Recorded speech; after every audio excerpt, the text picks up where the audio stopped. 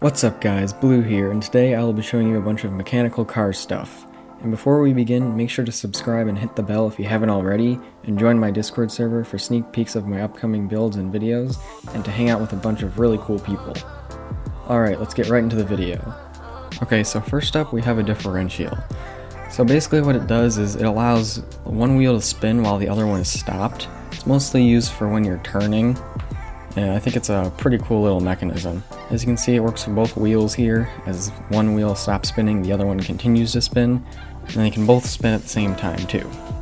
Next up, we have another differential, but this one has steering. So you can see as it spins, one wheel will still keep spinning when the other stops, which I don't think I demonstrated here, but it still works the same. And then this one can also turn too, so it has turning. So you can see there it turns left, right, back and forth, and it continues to spin. It's a little bit choppy because of all the motors and stuff, and it kind of gets caught. I couldn't really find a way to fix that, so I just had to leave it like that. And then it kind of drives too. I was too lazy to add back wheels, so I just kind of used the ball wheels, and it works okay. Maybe I'll use it in the future for a car or something. Okay, so next up we have my first ever transmission. So I've never built one before, so this was my first take on it, and I think it came out pretty well. Now I did have to substitute like different sized cylinders for like cylinders that are all the same size but spinning at different speeds. So you can see there's motors in between some of them, and so that was to make each one like farther up spin faster, so then the output would be faster each time I shifted up. And it actually turned out pretty good. You can see the speed changes every time I shift it, and you can see the little marker on there to see how fast it spins. It's not very accurate though. Next we have my first ever car with transmission.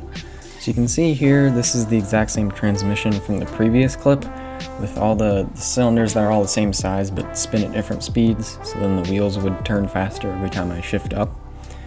And so here you can see, I kind of had to add in some pistons there, so there's enough room for the shifting, because I didn't keep in mind that I have to have enough space for that.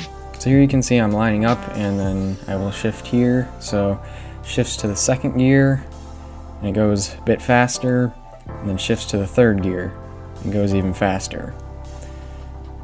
So it works pretty well. It's pretty fun to drive too, but is really bad on terrain. I've tried it, and it doesn't go well, it just bounces around. But it's really fun to drive just on straight parts. Okay, so here we have my improved transmission. It's much smaller, simpler, and easier to understand, and works just as well. You can see it shifts up from each gear, but for some reason the third gear is slower than the first two gears. I'm not sure why, but other than that, still works pretty well. You can see the wheel spinning there, spins pretty fast. You can change the speed on the motor too for the input speed to get better results. Okay, so next up we have another transmission car, but this time with the newer transmission. So it works pretty well, but I think the pistons are a bit glitchier with this version, but it's much faster. You can see the speed is really high. It's already hitting 200 on the first gear, and then if you shift up it goes even faster. But then again, for some reason the third gear is much slower, and I'm not really sure why, because it should be faster. And it's pretty fun to drive. But once again, it's really bad with terrain and just bounces around all over the place, so it's not very good for that.